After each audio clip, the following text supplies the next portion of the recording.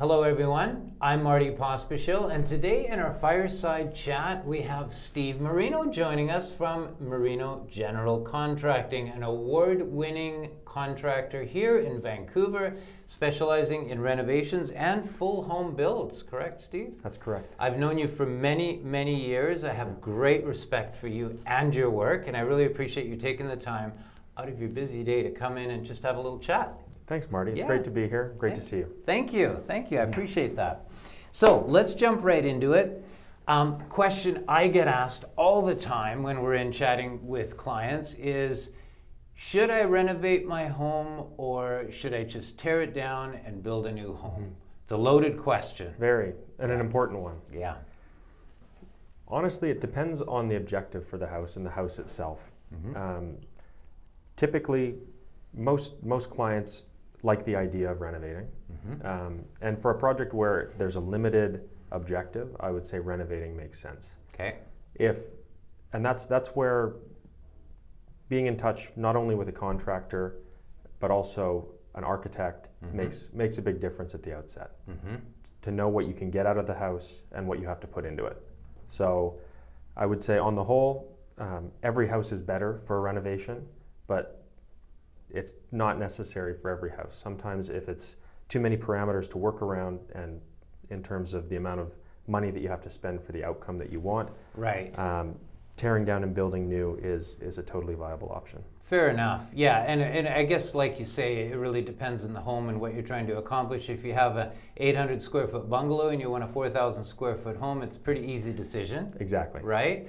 Or if your home is almost there and perhaps your budget might be a constraint. Exactly. Right? Then a renovation might be a more viable solution. Yeah, excellent. No, that makes total sense. Now, on that same vein, let's talk a little bit about, Steve, timelines, because I always hear these horror stories at City Hall. Yes. You're going to wait 10 years, well, not 10 years. What is the wait now for a permit and what for a renovation? And can that be fast-tracked? And what's the wait time now, approximately, for a new home build? Yeah.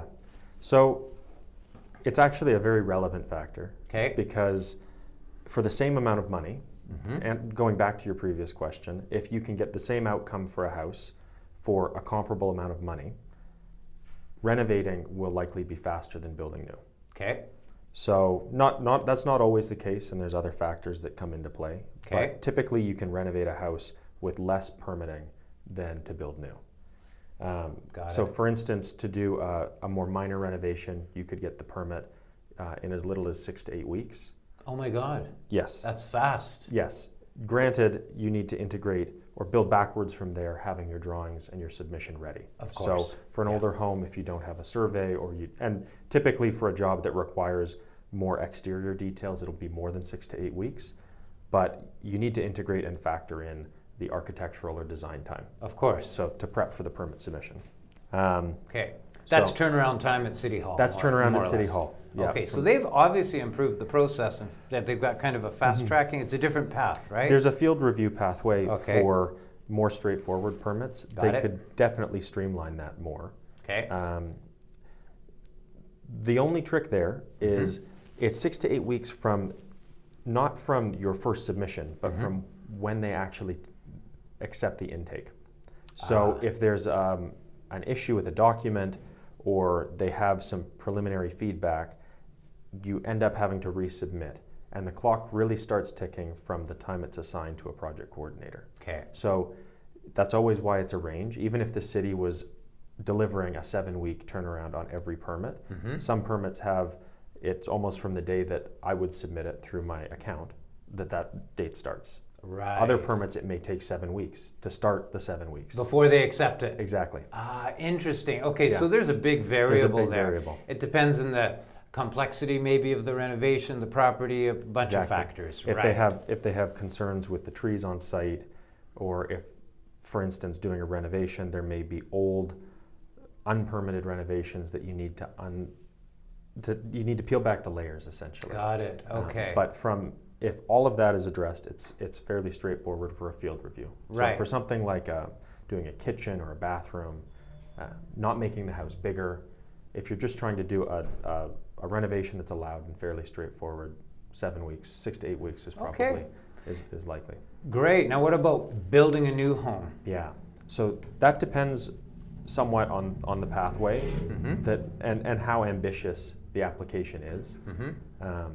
I would always recommend consulting an architect for their advice on choosing a pathway and their time estimates. But I would plan on it taking a year. Okay. Yeah, and that's From acceptance to final permit. yes, Give or take. give or take. It's some of them are faster and some of them are longer, and the same goes for extensive renovations, where and the difference being that it's more effective to renovate in that instance, but it has all the same characteristics as a new home. Of a new home build. Yeah. Okay, and there's a certain plateau you pass, and then you go down that other path like the new home build. So if you're doing a development application, got it, then you're into a completely different, you're sort of escalating from a field review building permit all the way up to a full development application, building permit application. Makes total sense, because as soon as you start changing the template of the home, et cetera, like extensions, there's floor space ratio issues, et cetera, and that opens up a whole other area. It makes total sense. And there's degrees between those two.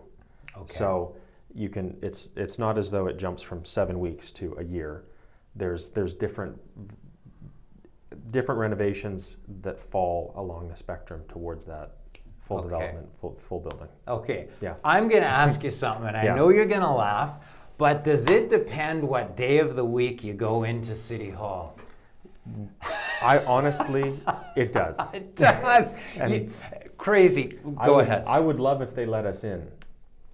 They don't really accept foot traffic anymore. Okay. Yes. Did not know that. That's one of the more challenging elements for myself and generally for getting past that first intake step. Okay.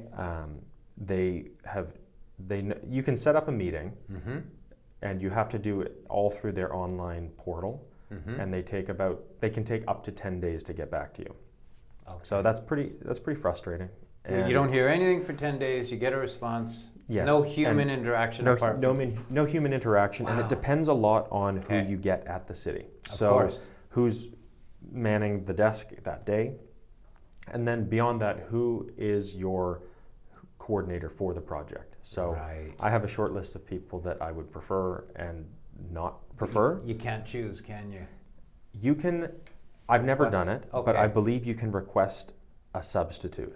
Okay. But you can't request someone in particular. Isn't this, boy, as you know, I worked at City Hall many years ago, and it was very different. Yeah. And I can see them wanting to keep up with the times and opening that portal, but you certainly lose things when you lose that human part of the process, for sure. It can be quite challenging when there's in the more complex situations. Yeah. And it's definitely sped up straightforward applications where, for instance, it's renovating a condo, where we have, and sometimes collecting the documents can be a chore, getting the site plan, the key plan, and the floor plan for the building. Right. And getting strata authorization. But in those instances, if all of those documents are satisfied and the submission is done in an organized way, there's not a lot for them to question. The building has sprinklers. There's no idiosyncrasies about the project. It's very cookie cutter. Pretty cookie cutter. So submitting it through the online portal is very straightforward. Good. For renovations where there was unpermitted work in the past, or the house it could be bigger than you thought, smaller, in a different location than the city records. Right. Or where you're requesting revisions or alterations that aren't easily explained through drawings. Right. That can be a challenge because you don't have that human interaction and the ability to explain, not just submit information and it feels... What's happened is it's a very pass-fail sort of an interaction. Black or white, pass-fail. It's good enough, or it gets spat back, sometimes with notes, sometimes without. Got it. So if you have something challenging, it's a lot easier to deal with a person and answer their questions in succession rather than waiting 10 days for Sure. a series of questions. Wow, I've learned Yeah. a lot. Things have changed the last time I put a permit in. Yeah. Well, this is why, this is why I trust recommending you to clients. Clients say, look, what should we do? You're great. You'll come in, give an honest assessment on the property Yeah. and what maybe the best path is. Maybe even prior to them engaging an architect. Is that a fair statement to give them an idea? And I know you're well connected. You can certainly recommend service providers in that regard as well, and ones that are good to work with and ones that know the system here in Vancouver. That's important, right? Knowing how the system works. That's key. Let's jump topics here, Steve, if I could, and let's talk about the hottest issue I get. Well, Marty, Adam, what is the cost to renovate per square foot today, the cost to build a new home per square foot, because COVID threw a loop in the supply costs and shortages and everything. It's maybe corrected a little bit since then, but share with me today what people could expect depending on the finishing levels. So it is very project specific for pricing. What I would say, and it's continuing to be dynamic. Okay. So prices definitely are more stable now than they were during COVID. But I would say for new construction, I would say starting at $500 a square foot is a responsible starting point, but bearing in mind that you can always spend more. Of course. Right? Yeah. So using that as an anchor, but the responsible thing to do is to talk to a builder or to talk to someone like yourself, Marty, and to get an idea from someone who you trust. Right. And who also has more up-to-date information. So, and to always know that someone can tell you any number they want. Yeah. Yes. So, and that's always a challenge. Right. And so I would say $500 a square foot. There's a solid number. There's certainly, it's a good round number, but there's certainly houses that are built for over 1,000. So there's no limit to what you can spend. It depends sometimes, of course, on the quality of finishing you want, right? You could probably go down from there too if you're reusing the old wood from the house or tearing it down. There's ways. There's always ways. Sure, I've seen things happen. Yeah. But that's where the trust component comes in. That's a very good word you brought up, because as I can say confidently in our business, it's all about trust. You have to trust the person you're sitting in front of, and I have that with you, and I know that when a client's meeting with you, they're going to get the straight goods, they're going to get an answer that serves the client's needs best, and that's key. That's key, and that sort of segues. Thank you. That's an interesting number. I mean, it's really... It's gone up quite a bit. It's gone up, absolutely. It probably was up higher at some point in COVID. Right? I can only imagine. But now it's kind of adjusted, stabilized a little bit. And at the moment, what I'm hoping is happening is that costs are stabilizing, right? And that's everybody needs to reset. And some things still have to go up. And other things need to come back down. So it's starting to settle. Right. At which point it's going to become much easier to get preliminary budgets from a contractor or a builder. That will hold for some time. Exactly. That's the key, isn't it? Yes. Right. Because I remember clients doing some work over COVID, and all of a sudden drywall doubled in cost and wood went forward. It just got out of control. You couldn't quote on anything. Exactly. Right. And that kind of sort of ties into the next thing I wanted to ask you, and that's relating to hiring a contractor like yourself. Absolutely. Somebody says, I want to hire someone. Of course, I can recommend contractors like yourself that I trust. What should a homeowner be doing in that hiring process to protect themselves and make sure they're hiring the right person? Yeah. The best thing that you mentioned is asking someone that you trust. Right.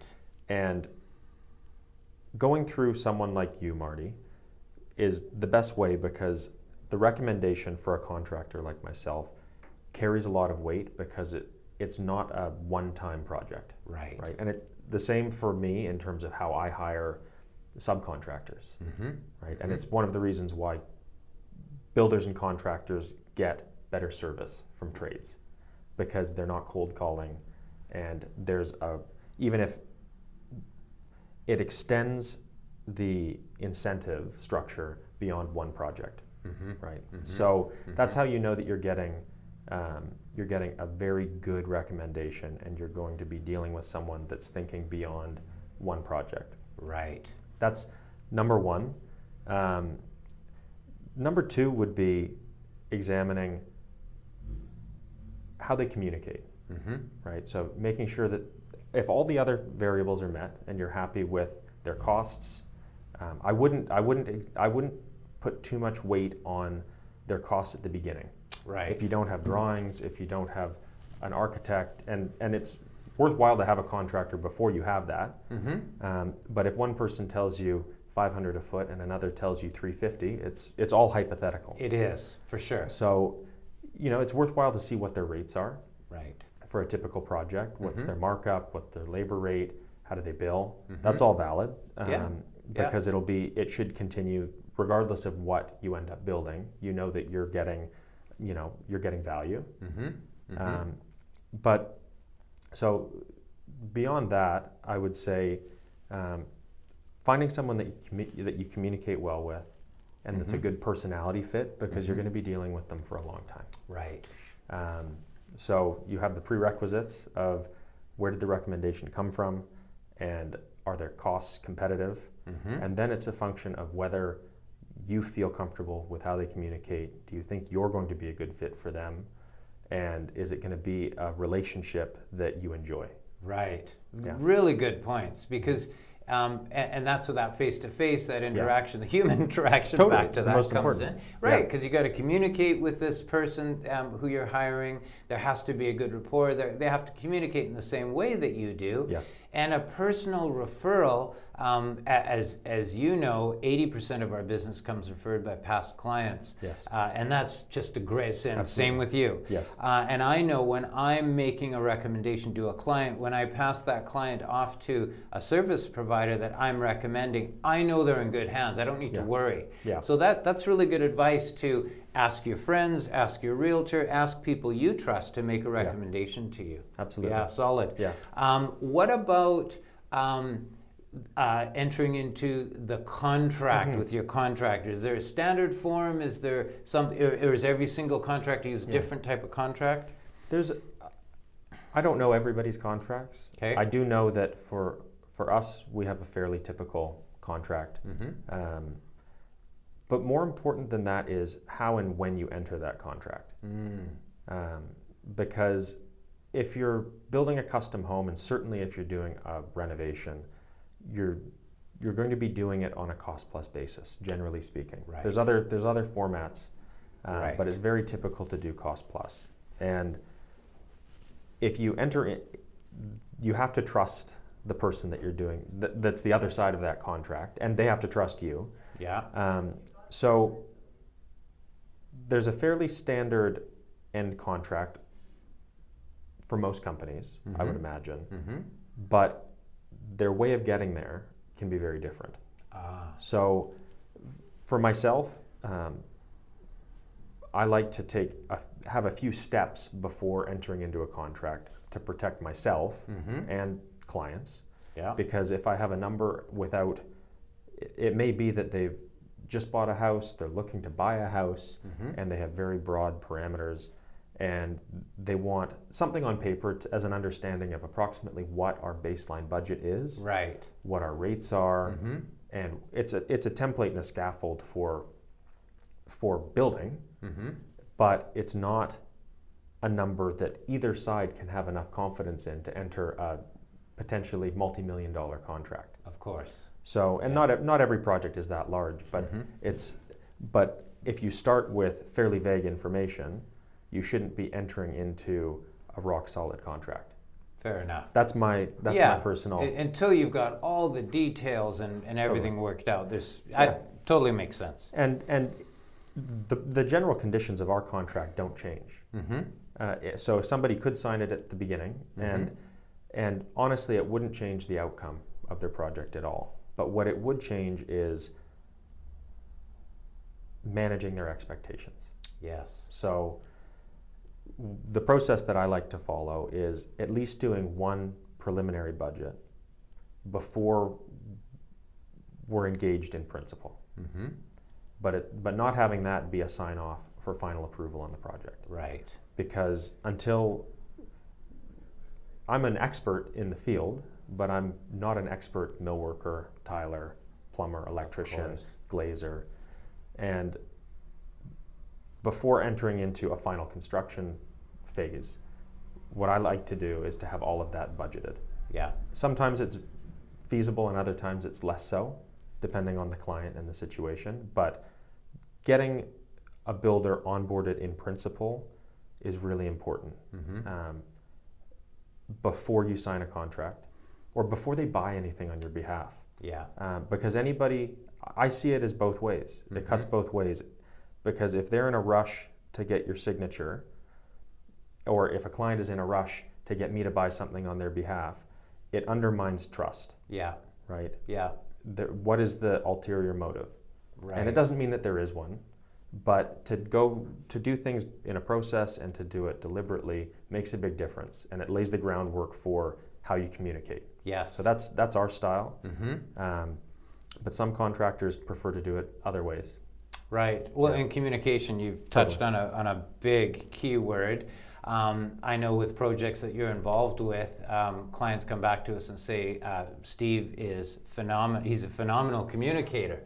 And it's important because they're spending money to do this project. And Absolutely. I remember the detail in your spreadsheets of communication. Yeah. So this particular item here, there's been a change in the pricing of that material. It Yeah. just changes the Absolutely. overall quote, and it's like instantaneous. Mm-hmm. So important. Very. Rather than your contractor coming up to you and going, oh, hey, there's a $10,000 additional cost. And you go, well, what do you mean? What happened? You're ahead of the game and citing those costs. So Yeah. key. Totally. Super important. You do a lot of work, you do a lot of builds, some beautiful homes you've built, and some great renos. Yeah. If somebody's asking you as a contractor, what can I do to keep my home in the best shape possible? What would be the key things you'd recommend, Steve? I would start by asking them to be honest with themselves about what they can and can't do. Right. What they can and can't handle. Yes. And what they will have enough time to do. Mm-hmm. Right. So capacity and capability for the homeowner is the number one question. Right.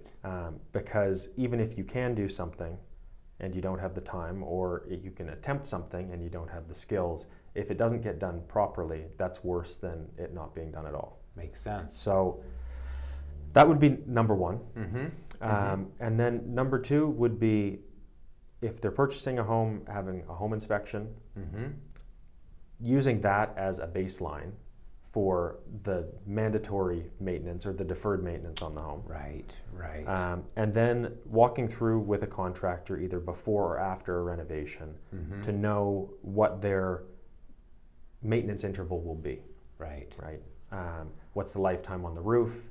What's the what's the warranty period on other components of the home? How often should they be restaining the deck or repainting? Knowing all of those answers is really the most important thing. So, and it depends on the house. For instance, if a house has a flat roof, that's a variable that needs to be discussed, and so that making sure that the drains are checked periodically. Yeah. So it really depends on the house, but I would start with the home inspection, because that's the mandatory maintenance, the deferred maintenance, like I said, and then talking to a contractor realistically or a home maintenance expert and working backwards from there. Got it. And being honest with themselves. And I have to be honest with myself if I'm at home about what I will and won't realistically do, what I can accomplish. Right. So, because you can have the best intentions in the world, and oftentimes that's where things go awry. So the shoemaker has the worst shoes, right? Exactly. That's the old adage. Yeah. And that makes total sense. you have to have the capacity and ability to do things, and also the budget. Yeah. Some people have a limited budget on maintaining their homes, but that is a great idea as a start. Of course, in any purchase, the home inspection is just part and parcel of the process. Yeah. That we certainly always do, and that's a really good baseline to start from. And then that maintenance program, I know with condo buildings, it's called the depreciation report. Yeah. And that's great because it's very detailed. How much life is left in the roof? What about the elevators? All of that. You can kind of do a very simple depreciation type of schedule for a home based on the age of everything in the home, right? Yeah. And that inspection, as you say, it's a great place to start. Totally. Absolutely. Yeah. Boy, we could talk about a million topics.